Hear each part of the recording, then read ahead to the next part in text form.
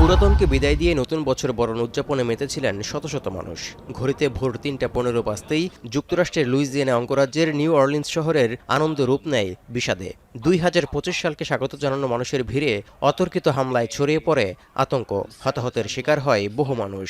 আহতদের ভর্তি করা হয়েছে শহরটির ৫টি হাসপাতালে।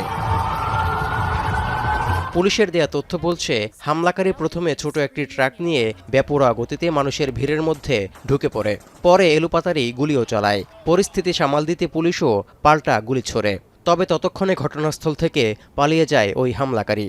What I also can tell you is that this man, this perpetrator, he fired on our officers from his vehicle when he crashed his vehicle.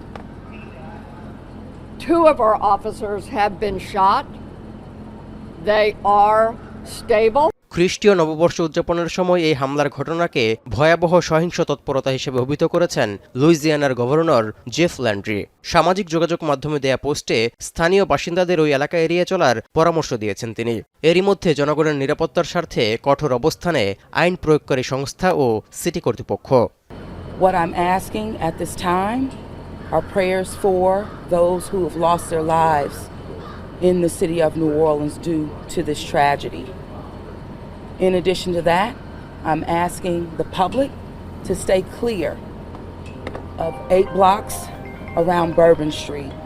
Police ও প্রত্যক্ষদর্শীরা বলছে ইচ্ছাকৃতভাবেই চালানো হয়েছে এই হামলা। তবে এটিকে সন্ত্রাসী ঘটনা হিসেবে দেখছে না ফেডারেল আইন প্রয়োগকারী ও তদন্তকারী সংস্থা FBI. This is not a terrorist event.